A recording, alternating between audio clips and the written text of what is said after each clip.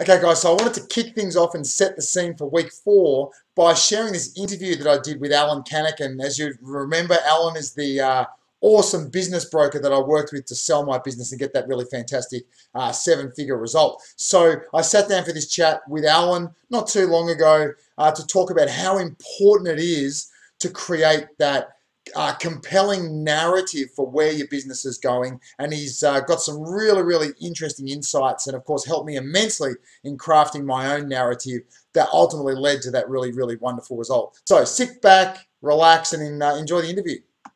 I wanted to dive into what I felt was one of the most key elements to executing that dream business sale, and that is creating your narrative. So, your story, what you need to do to create a, let's call it an opportunity-laden narrative for your business, something that's going to get people excited and get people excited about the future of, of life behind the, in the driver's seat of your business. Well, I think it's a great place to go. And I often tell business owners, prospective sellers, that the ideal situation, the ideal thing for us to do is to create a compelling story about the business, why it's an exciting business, and why someone else should want to own it, where the opportunity is. And so one of the things I do is try to understand the business really well. Try to get the owner to explain to me what's exciting about it, why he loves it. And then at the same time, put aside any concerns a prospective buyer might have about why you're selling it. So in your case, Josh, you're a 40-ish business owner. We're trying to say there's all this opportunity, then why you're selling. So it's easy with a 65-year-old guy who's about to retire. Much easier story. With you, we got to be very careful. With the younger seller, we have to be very careful because the obvious question is, what do you know that they don't know? And so, so first and foremost, the question is going to be from a buyer, why is he selling? Again, 65-year-old guy, easy. Someone who's had a health scare, easy. Someone who wants to move, easy. But a guy who's going nowhere just said, I have a couple situations now. 36-year-old guys, they started their business 15 years ago. Yeah. It's going gangbusters. It's a lot of great things about it. Why is he selling? Yeah. And the answer in that case is he wants to go into business. He wants to go into real estate development. Another client I had who said, I'm kind of just sick of it, and that's an okay answer. Yeah. We have to finesse it, but we need to understand that. So what we do is we have to create a compelling story and put it into marketing materials to get it out there. Yeah. So how do we do that? Well, first of all, just using my personal example.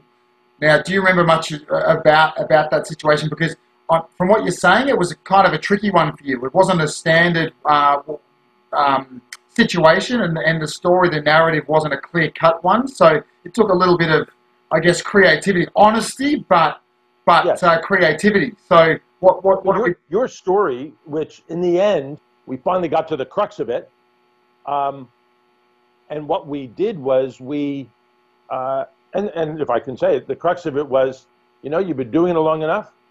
You were over it. Yeah. And that's an okay answer. Yeah. The answer is, I see the business is about to fall off a cliff. That's a scary one. Yeah. But your answer had nothing to do with the business. It really had to do with your interest in continuing. And you wanted to move to Spain with your family. Yeah. And you really couldn't run the business from Spain and not do it justice, even with a good management team in place. Yeah. That's a good reason to sell a business. Yeah. And then we craft a story around that. Yeah. But our focus is the opportunity in the business, not you're leaving the business. Exactly, because that one question that any insignificant, really. Yeah. Any prospective buyer is going to say, literally, if it's that great, why you're selling it, and then you're going to get that over and over again. So yeah, sorry to jump in. Please continue. No, and my feeling about that is, I'm a big one for addressing something before it comes up. The expression, one expression is taking the wind out of people's sails. Yep. So they're going to ask the question. Yeah. So let's just say it first, Yeah. and then they won't Yeah. pursue it probably. Yeah. And if they do, you're ready for it. Yeah. Yeah. So the first and foremost, why you're selling the business. Yeah. And the reason's got to be something other than I think it's going to fall off a cliff. Yeah. Because Yeah. no one wants to buy that business. Yeah. Yeah. And so that's the first part of the story. Then is, again, where is the opportunity in the business? So the story is, it's a great business. I'm just not going to be the jockey going to take it forward. That's one. Next is, it's a great business. It's got a strong infrastructure, strong substance. The finances are in place. The systems and the books are good. That's got to be somewhat of a given. And that's why you take time to prepare the business to get it to that point. Yeah. And then the third thing is, this is where there is great opportunity. That's the real story that people want to hear. They want to hear everything's in good shape, and here's how it's going to go to the next level. Yeah. That's the story. And if that's complemented, now we're going to dive into the valuation of a business a little later and really dig in there. But on a surface level, a buyer is going to want to see, I would think, 3 years of quality financials. Absolutely. They're going to want to see, in a perfect world, a really consistent upward curve in revenue and bottom line, coupled with a really great story for the future. So let's say you've got a business that's gone from revenue of $1 million to $1.5 million to $2 million. Their bottom line profit has gone from $200,000 to $350,000 to $500,000, and they've got a really great, beautifully crafted story about where the business is going and every bit of hard work that's gone into it to date that's going to take it to that next level. What about a business that's gone from $2 million down to $1 million and then up to $1.5 million and have got the same kind of rosy story about the future? How challenging is that? Is it still possible? So we had a situation recently, much bigger numbers, but it was a big U curve. Yeah. They had really strong numbers, then it got very weak, then it got up. So we debated, my partner, and that was over a course of 6 years. And my partner and I debated, do we say the last 3 years where it's just up, or do we say the whole thing? And we did the whole thing because really they're going to find it out in due diligence anyway. So let's cut to the chase and explain it. Yeah. What happened? Why did it happen? And why shouldn't it happen again? Yeah. So again, we take the front foot and we address it up front, and ideally they believe what we're telling them, and we're not making it up. But why did it fall off? And it could have been a pandemic, which shouldn't happen again. It could have been the GFC, which is a one-off, maybe. Could have been any kind of thing. Yeah. But there's a reason for it. It's not because you're running a bad business, or you have a bad infrastructure, or you were too dependent on a client who then disappeared on you. It's just external causes. But you have to explain it.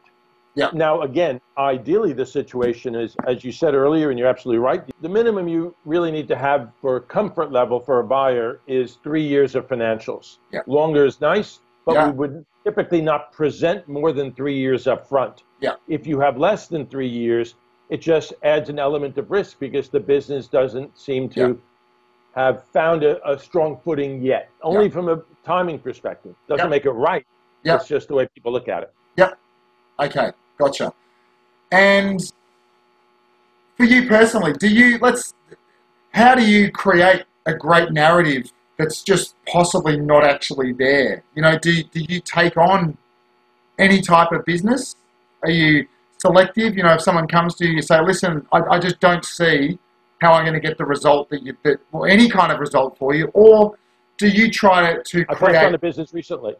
Yep. I just passed on a business recently because I just thought it'd be too hard. Would I be excited about it, this business? I'd like, I do get excited about business. I think they're great businesses in a great industry, and I see great opportunity. Yeah. In this case, I'll say what it was. It was a retail women's fashion second-tier business, second-tier fashion. Yeah. Who's going to buy that? Yeah. And I couldn't get my head around it, and I Yeah. really suggested that we weren't the right people to help Yeah. them Yeah. Okay. because I don't have a passion behind it. Yeah. Um, I think that if there's a business I wouldn't necessarily want to be in, that's fine. Yeah. But I need to see an upside because, frankly, in my mind, I mean, candidly, while my relationship is with the seller today, Yeah. even with you, this is unusual that you and I follow up 2.5 years later. Yeah. Typically, a seller sells a business, is retired, moves on, does his thing, goes to Spain, whatever. Yeah. Where the ongoing relationship might be with the buyer. So I always want to do the right thing by both parties. Yeah. Yeah. I'm not going to tell a buyer a story Yeah. that I don't believe. So that's a really good point, that ongoing relationship from a business broker, although you're working for the seller, the ongoing relationship is inevitably going to be with the buyer, if there is any kind of ongoing relationship.